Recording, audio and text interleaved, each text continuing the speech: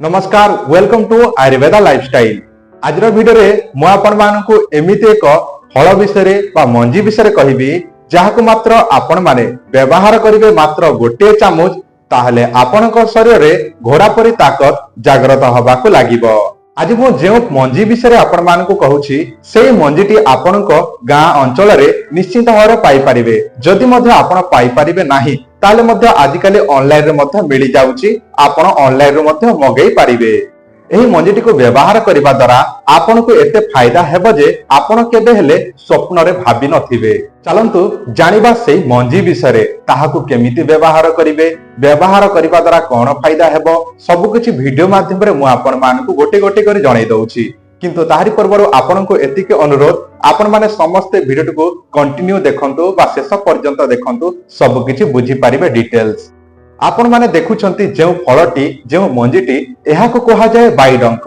एही बाइडंक मंजी आपण जे कोनसी ऑनलाइन रो मगै परिबे। जदि आपनक पाखाकरे जंगल अछि ताले सेही जंगल रे मध्ये आपण माने खोजिले पाई परिबे। जदि आपनको मिलु नाही ताले ऑनलाइन रो आपण मगै लियंतु।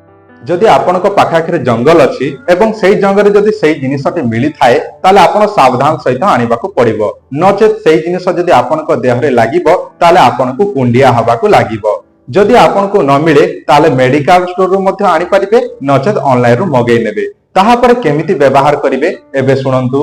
जदि आपण माने सेही मंजीटी को आनिले ताले आपण करिवे कोन, क्षीर रे आपण सिझेई नेबे। सिझी गला परे सेही मंजीर चोपाटी छड़ेई नेबे। आउ जदि आपण ऑनलाइन रो पाउडर मगौछंती ताले सबुठारो बेस्ट रहिबो।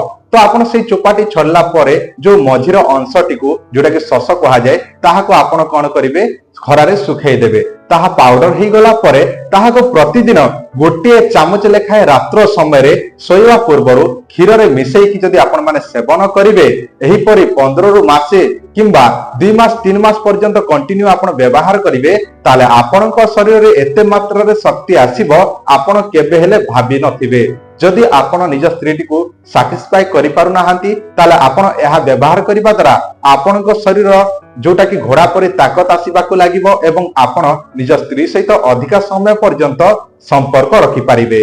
ता सहित जहा भी आपनकर धातु समस्या रहिछि जेमिति कि धातु पतला हेबा, स्वप्न दोष हेबा, शीघ्र डिस्चार्ज हे जिबा किंबा आपनकर परिस्रा रे धातु चाली जिबा, एही भली समस्या रहुथाय ताहले मध्य सेही समस्या ठीक हबाकू लागिबो। ता सहित अनेक पुरुष मानकर नपुंसकता मध्य रहिथाय। जदि कोनसी व्यक्तिर नपुंसकता थाए ताले सेही व्यक्ति मध्ये एहा व्यवहार करि पारिबो एवं निजर शक्तिटी को वृद्धि करि पारिबो। जदि नपुंसकता थाए ताले सेही समस्या मध्ये एहा व्यवहार करिबा द्वारा ठीक हबाकू लागि थाए। कारण एहा अनेक परीक्षा परे मु आपण मानको वीडियो माध्यम रे जणाउछि। जदि आपण मानकर आयुर्वेदिक ऊपर विश्वास थाए, भरोसा थाए ताहले आपण माने एहाको व्यवहार करी निजे उपकृत होई पारिबे। आजर वीडियो एतिकी। वीडियो देखिबार धन्यवाद। नमस्कार।